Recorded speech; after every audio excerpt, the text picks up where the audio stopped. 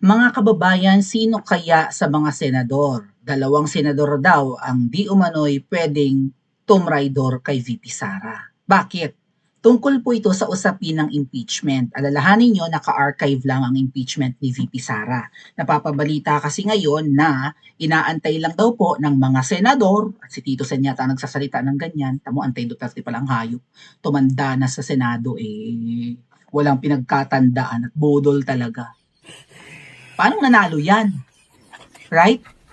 I think may post si Attorney Jay Sonza, may mga nanalo raw na senador na hindi naman talaga totoong nanalo at ang totoong pumasok ay ilan sa mga Duterte. So sana po tuloy-tuloy ang 'di ba, ang recount or investigation sa nangyaring dayaan nitong nakaraang Mayo na local elections. But since alam na natin na mukhang minaniobra at may mga ipinanalong hindi tayo makapaniwala kung bakit nanalo. Baka ang kapalit ng mga kababayan ay dapat bumoto sila. 'Di ba? Na ma-impeach si VP Sara.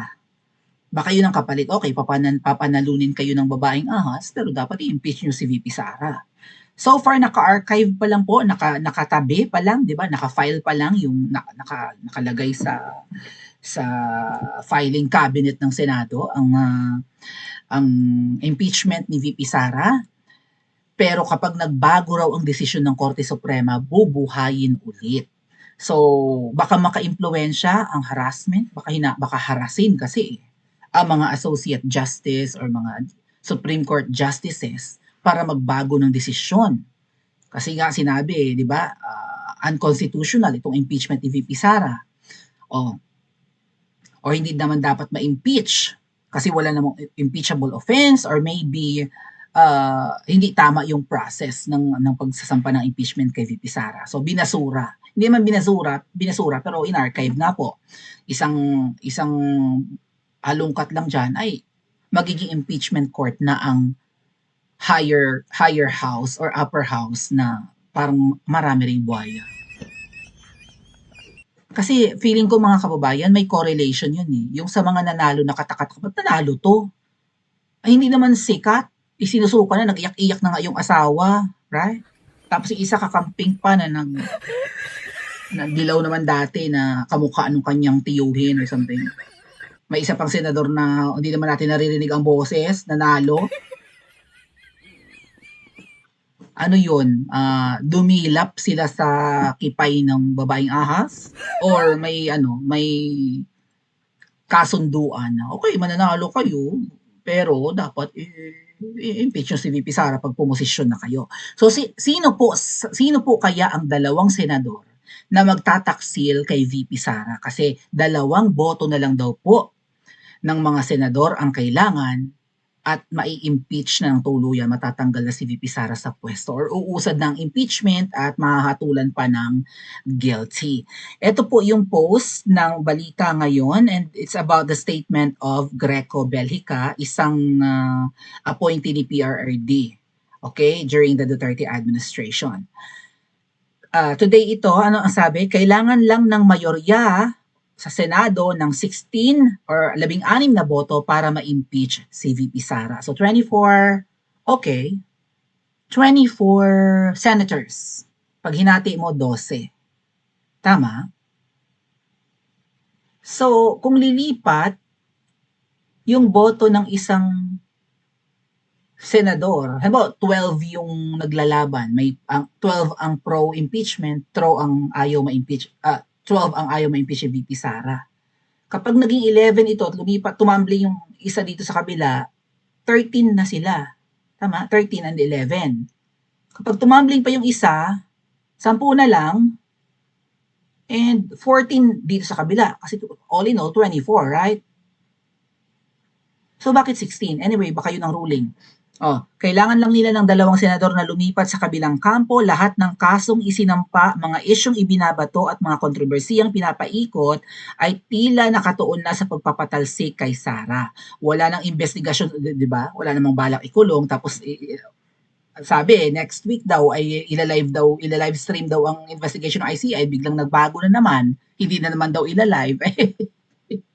Kakaiba talaga mga ate, binubudol tayo, ano, kilos-kilos, taong bayan. Oh, paalam Pilipinas, ligtas na ang mga buwaya, sabi ni Greco Belhica. Alam niyo mga ate at kuya, ito nakakalungkot eh. Wala na ngang opportunity sa Pilipinas kaya nagsisipag-abroad ang ibang mga kababayan natin na gusto lang naman ng maayos na buhay. Kung gusto mo makapagpatapos ng mga anak mo sa magandang school, gusto mo magkaroon ng maayos na bahay, 'di ba, sasakyan, negosyo, hindi mo 'yan magagawa na makapag-ipon kaagad at makapagpa-asenso ng buhay mo kung nasa Pilipinas ka. Kaya umaalis ang mga Pilipino nag-a-abroad. Pagpunta namin ng abroad, nakita namin ang kaibhan ng Pilipinas. Sa public transpo pa lang mga kababayan eh. Hindi mo kailangang dikotse, at least sa ibang mga bansa, hindi mo kailangang dikotse. Kasi reliable ang public transport nila mga ate at kuya, transportation. Makakasakay ka ng, 'di ba, ng tren, subway, ano pa ba yung mga public transportation, buses, ganyan, na mura and on time. At kung ayaw mong matraffic, yun nga, magte-train ka, tas mura pa. Kung gusto mo naman na wala kang kasabay, di magkotse ka, ganyan. O kaya mag-taxi ka or mag-grab ka or mag-Uber. Pero napaka-reliable ng public transpo. Hindi na uubos ang oras ng mga Pilipino at kahit sino pa na nasa abroad sa congestion ng traffic. Hindi katulad ng sa Pilipinas na maiipit ka sa traffic, tapos ang public transport natin, pinipilahan ng mga Pilipino, ay yung pila mo rin para makasakay ng tren, grabe pa. No, grabe yung tagal, gitgitan, ganyan, tas so far kulang yung mga bagon diyan, okay? Hindi po reliable ang public transport at kulang-kulang po talaga ang ganyan, no, pampublikong sasakyan sa Pilipinas. At hindi naman nila pinag-iigi yung mga infrastructure katulad ng mga road widening at mga skyways and even yung subway na mukhang wala nang nangyayari. Ano po? Okay. So, yun nga, magpapaalam ka talaga sa Pilipinas, aayawan mo ang Pilipinas. Maghahanap ka ng kapalaran abroad kasi kung sa Pilipinas ka kakayod, 10 kayod mo, wala ka pang natutuka. Saktuhan lang. Kung may maipon ka man, magagamit mo lang for emergency. Yun nga, yung healthcare, libre yan sa ibang bansa, sa Pilipinas. 'Di ba? Matitigok ka na lang basta-basta, ubos naman ang ipon mo sa ospital. So, kung ganyan na wala ng hustisya at walang mananagot sa korupsyon, ay paalam talaga Pilipinas. Ang yumayaman lang dyan ay yung mga gumagawa ng illegal at yung mga mayayaman. Pero yung mga mahihirap, nananatiling mahihirap. Bumabagsak pa nga ang kabuhayan ng ibang mga middle class eh. Ang daming naghihirap ng trabaho, pahirapan ng paghahanap, ang dami pang kompetisyon, isa abroad, kadaling maghanap ng trabaho. Anyway, basahin natin to. Sabi ni Belica, 2 senador nga lang kailangang tumalon sa kabila para ma-impeach si VP Sara. Oh, nagbabala si dating Presidential Anti-Corruption Commissioner Greco Bellica na tila patungo na sa planadong pagpapatalsik kay Vice Presidente Sara Duterte ang mga nangyayaring issue at kasong lumalabas sa gitna ng pahayag ni yun nga, nandito rin pala. Senate President Vicente Tito Soto III na hinahandang ituloy ng Senado ang impeachment kung babalik ta rin ng Korte Suprema ang desisyon nito. Ay, looking forward. Ang okay na. Budol!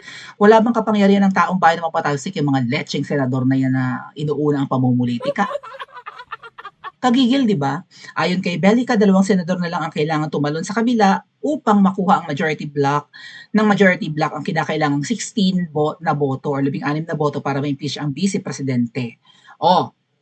Giit ni Bellica, malinaw ang direksyon ng mga pangyayari mula sa mga kasong biglang lumabas hanggang sa mga isyong tila pinapahupa o dinidismiss katulad ng mga flood control siguro, lahat daw ito ay nagkakaugnay upang maitulak ang impeachment ni VP Sara. So, yung ginagawa rin ni Trillanes sa pagsasampang ng kaso kay PRRD at kay Bongo, di ba, hinggil sa corruption, parang diversionary tactic nga, katulad ng binanggit ko kanina, para hindi na mapagtuunan ng pansin ng media at iba naman ang ibalita at tantanan muna yung mga eskandalo ng flood control. So nililibang tayo, ganyan, no? Gusto ni Trilling gumawa ng ingay, dapat ginawa na niya yan, 'di ba? Right after na bumaba si PRRD sa pwesto or kahit nung si PRRD pa ang presidente. Ngayon siya gumagawa ng ingay So, para siguro mailayo ang atensyon natin sa iskandalo ng mga ninanakaw na pera ng Pilipinas. Oh, tapos ito yung pinakamalaki nilang plano, ang ituloy ang impeachment ni VP Sara. Lilibang-libagin tayo, aalisin ang tutok natin sa flood control, or maybe baka yung flood control na yan ay, 'di ba, ginagawa rin nilang, pinapaingay rin nila habang may niluluto silang something big na ikasisira ng Duterte clan. Ito yung, syempre si VP Sara ang main target ngayon dahil si Tatay Digong natrabaho na nila eh. 'Di ba? Naalis na nila sa equation si PRRD, so si VP Sara na ang next target. Ang kanilang pinaka main goal, no? Ah, dagdag niya, bye-bye accountability na kung tuluyang mawawala sa focus ng publiko. Ito nga, ang flood control corruption scandal na dapat ay iniimbestigahan pa rin ng mga kinauukulan. So, makakaligtas ang mga buwaya. Sino kaya po sa mga senador ang pwedeng tumambling? Okay? Or lumipat. Ito po kasi yung mga nanalo at ito rin yung mga nag-archive, no? O bumoto para itabi muna ang impeachment ni VP Sara. Ayan. Teka, dito muna tayo sa mga bumoto na huwag isang tabi, huwag itago. Gawin na agad, huwag ireserba o something.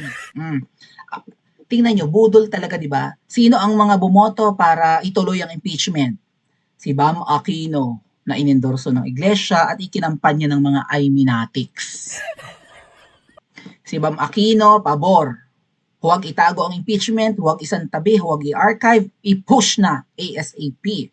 Sisa virus, asahan na natin. Kiko, pangit lida, nakatakataka, nag-iyak-iyak na nga yung asawa. Ba't ayaw yung sasawa ko? Ba't ayaw yung iputo? Toink, panalo. And of course, si Tito Sen. Nag-abstain daw si Lacson. So, ayaw niyang bumoto. Pwede pala yon. So, baka siguro, ang kinakailangan talaga nila ay 16 votes para majority. Lahat ng senador agree na ituloy ang impeachment. So, sino sa mga to, mga kababayan, kaya? Ang dalawang pwedeng tumambling. Cayetano? Pwede.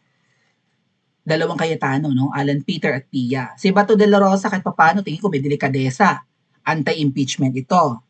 Si JV Ejercito, malabo ito na maging pro-VP Sara. Si Chis Escudero, pwedeng against sa impeachment. Siya yata yung gigil noon na wag na ituloy yung hearing. Jinggoy Estrada, pwede rin maging pro Duterte. Bagya silang nakabalik, ayaw pa nilang ayusin. Besides, target na si Jinggoy ngayon, di ba, ng Niwi administration. So, tatlo na silang sa tingin ko ay ayaw ma-impeach si VP Sara. Win Gatchalian, I don't know. Bongo, of course, so out of delicadeza, di ba? Rodante Marcoleta, of course, pro VP Sara yan. Si Mangga, maybe, I don't know. Sa sobrang hiya na lang siguro niya kay VP Sara, ang kapal na ng mukha niya kapag bumoto siya ng yes sa impeachment. So, sag-anim. Lito Lapid, antay yan antay. Loren Legarda, I don't know, part ng unit team to dati eh. So, wag ka magkakamali, Loren Legarda, na bumoto ng impeachment para di ba? Para matanggal si VP Sara. Robin Padilla, of course, kakampi natin. Itong tulfong dalawa, malabo pa sa sabaw ng pusit.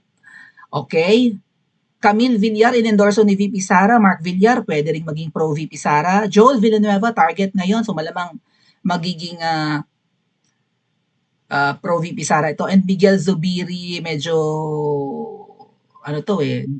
kind of sitting in the fence ba? Parang mangga rin ito. Or, I don't know. Ilan na ba? 11? 11 na. Sasabihin natin pang 12 si Mig Zubiri.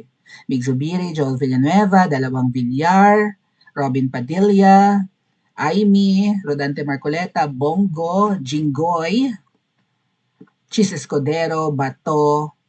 11 lang. 11 lang, no? So, kung 11 ang ayaw ma-impeach si VP Sara, merong 13. So, sino sa 11 yung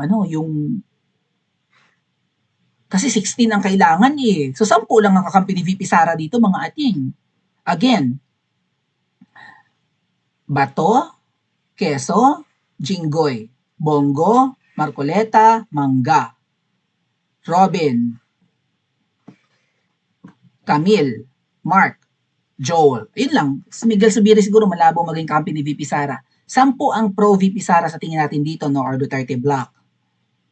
Yung Cayetano kasi walang tiwala. So, merong 14 na pwedeng pabor sa impeachment ni VP Sara kasi 24 silang lahat. Sino sa dalawa sa 10 nabanggit ko ang pwedeng tumambling at bumoto ng yes sa impeachment ni VP Sara? Sino sa 10 binanggit kong yun? Si Joel Villanueva kaya bumaliktad at magtaksil kay VP Sara? Si Camille, titigasan niya ang mukha, magtataksil siya kay VP Sara? What about si Mangga?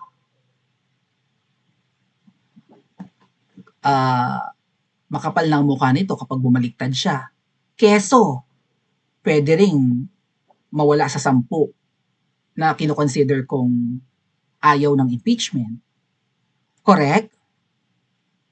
Yun lang yung nakikita ko eh. Or Jinggoy. Sino sa mga binanggit kong 10 senador ang pwedeng magtaksil kay VP Sara? Pa-comment po sa comment section at mag-like and subscribe din po kayo.